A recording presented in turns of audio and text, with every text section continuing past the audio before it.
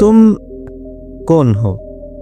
अगर इस सवाल का जवाब तुम्हें तुरंत मिल गया तो समझ लो तुम अभी जागे नहीं हो।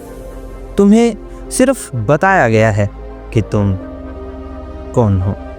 तुमने उसे मान लिया, उसे दोहराया, लेकिन तुमने कभी खोज नहीं की।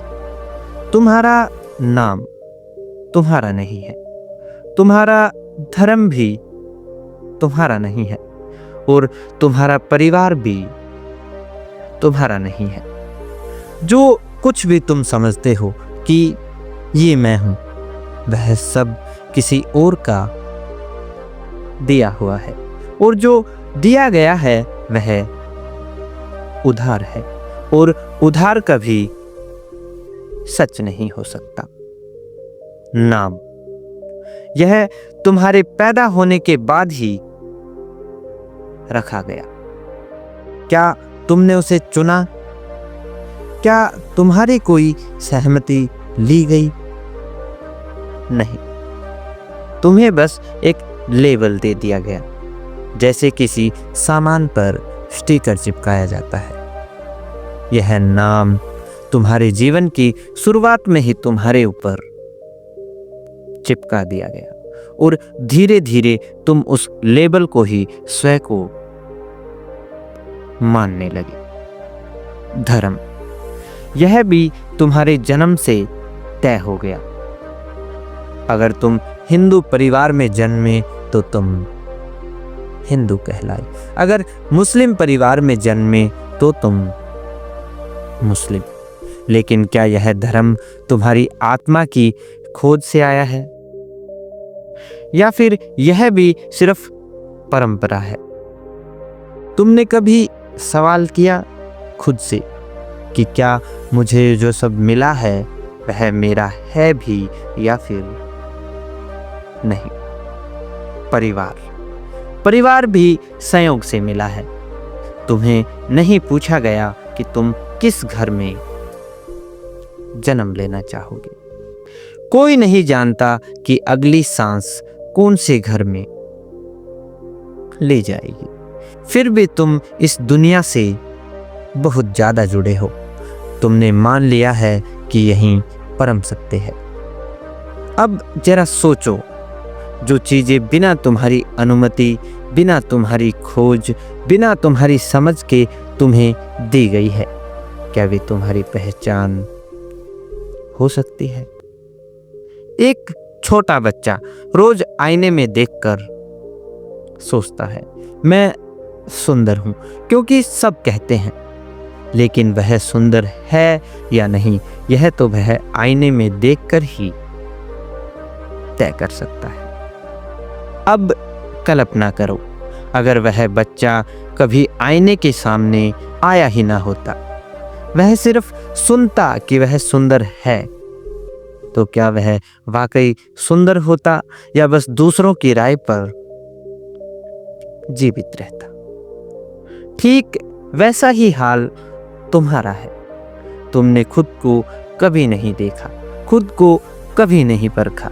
तुमने जो सुना वही मान लिया। तुम्हारे अंदर एक दर्पण होना जरूरी था, जो समाज के दिए गए लेबलों से तुम्हें मुक्त करता हो।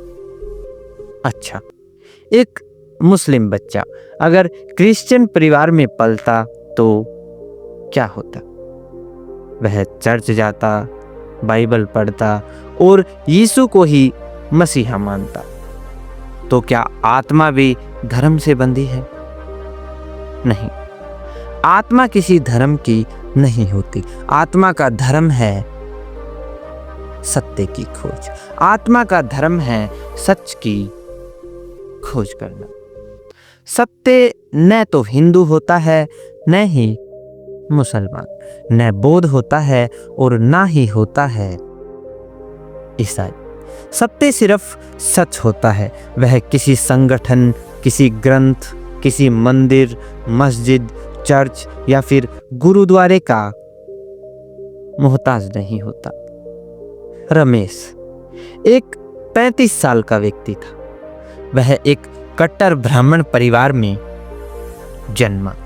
पूजा पाठ, मंत्र जाप उसका जीवन था, लेकिन भीतर एक बेचैनी थी। सब कुछ करते हुए भी भीतर शांति नहीं थी। वह एक सरकारी ऑफिस में कलरक था। हर दिन सुबह नहा धोकर गीता का पाठ करता और फिर ऑफिस चला जाता। लेकिन हर रात अकेले बिस्तर पर उसे लगता कि मैं जो कर रहा हूँ ये सब क्यों कर रहा हूँ। एक दिन उसने अपने पिता से पूछा कि पिताजी, क्या मैं जो कर रहा हूँ वो मेरा है? पिता ने कहा, हमारे पुरखों ने किया है, तू भी कर। यह कोई जवाब नहीं था, बल्कि एक परंपरा का आदेश था। रमेश के भीतर आग लग गई। वह एक दिन सब कुछ छोड़कर चला गया। रास्ते में कई आश्रम, गुरुओं और साधुओं से मिलता चला गया, लेकिन कोई भी उसके सवाल का जवाब नहीं दे पाया। आखिर एक वृद्ध योगी, जिसने सिर्फ इतना कहा कि सब कुछ जो तुझे बताया गया है उसे भूल जा, कुछ भी मत मान, बल्कि कुछ भी मानने से पहले खुद अनुभव कर। रमेश ने अभ्यास शुरू किया। ध्यान, मौन, पर्सन, सब कुछ खुद से। 1 साल बाद वह व्यक्ति पूरी तरह बदल चुका था। अब उसमें कोई नाम नहीं था, कोई जात नहीं थी, कोई भी चिन्ह नहीं था, सिर्फ एक मौन, सिर्फ मौन की उपस्थिति। अब रमेश को कोई पूछता कि वह कौन है, तो वो कहता कि मैं जानता हूं कि मैं कौन हूं, लेकिन मैं कोई नाम नहीं हूं। रेखा, एक 70 वर्षीय महिला, जिसने पूरी उम्र एक आदर्श पत्नी, बहू और मां बनकर बिता दी। जीवन भर उसने वही किया जो परिवार ने कहा, जो समाज ने समझाया और धर्म ने निर्देशित किया। एक दिन मंदिर में आरती के बाद उसने पुजारी से पूछा कि क्या भगवान मुझे वैसे भी स्वीकार कर लेंगे जैसी मैं हूं?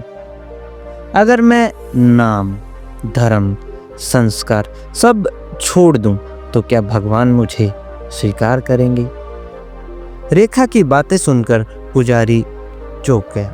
पुजारी ने कहा कि तुम्हें तो सबसे ज्यादा पुण्य मिलना चाहिए। लेकिन रेखा की आंखें भीग गई। उसने कहा कि मैंने कुछ अपना कभी नहीं किया, मेरे पुण्य भी उधार के हैं। यह वाकई भीतर गूंजता है, क्योंकि यह हर किसी की कहानी है जो बिना पूछे, बिना समझे बस जीता चला जाता है। तुम हिंदू नहीं हो, तुम मुसलमान नहीं हो, तुम ईसाई भी नहीं हो, तुम न बेटे हो न पिता, तुम न बहू हो और न ही पत्नी। ये सब भूमिका है, जैसे मंच पर कोई किरदार निभा रहा हो।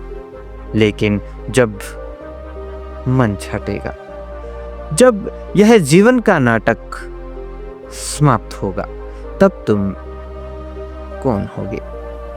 जिस दिन तुम अपने भीतर उतरोगे, उस दिन तुम्हारा पहला कदम होगा सत्य की ओर। ध्यान का अर्थ है अपने भीतर उतरना, मौन में उतरना, बिना किसी शास्त्र, बिना किसी गुरु, बिना किसी बंधन के खुद को टटोलना। तुम्हें जो सच में चाहिए वह बाहर नहीं है, न मंदिरों में, न किताबों में, न समाज की इज्जत में।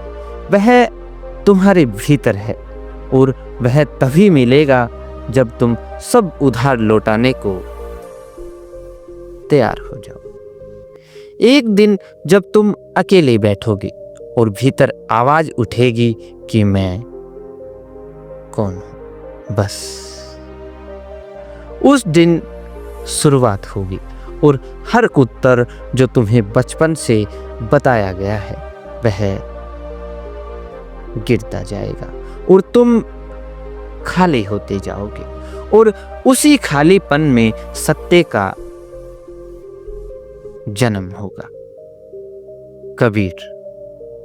कबीर कहते थे, जात ना पूछो साधु की, पूछ लीजिए क्या।